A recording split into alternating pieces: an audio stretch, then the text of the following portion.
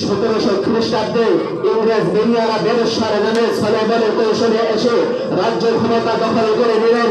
ঠিক সেই সময় মানুষদের উপর নির্যাতনের স্টিম রোলার তারা চালাতে থাকে।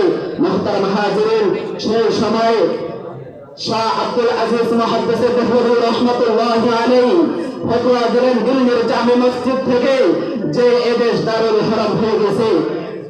তার ফতোয়ার উপর অনুপ্রেরণীয় হয়ে বারাকত হয়েছিল, রেশমি রুমাল আন্দোলন হয়েছিল, আজাদি আন্দোলন হয়েছিল।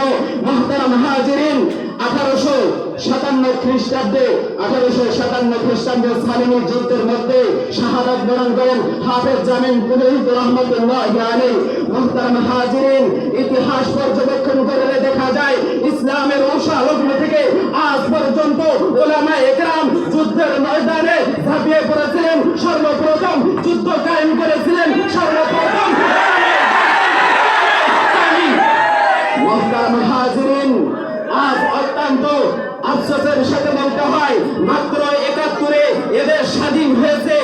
100 বছর তো দূরের কথা, 54 বছর যেতে না যেতে আমাদের দেশে বলতেছে কিছু নামধারী কুলাঙ্গার তারা বলতেছে শরিয়া বিশ্বাসে আমরা বিশ্বাসী না। পূজা এবং পরিষ্কার ভাষায় বলতে চাই ওলামায়ে হক্কানি এখনো জীবিত আছে। আমরা আবারও যদি শাপলা চত্বর কায়েম করতে হয়, শাপলা চত্বর কায়েম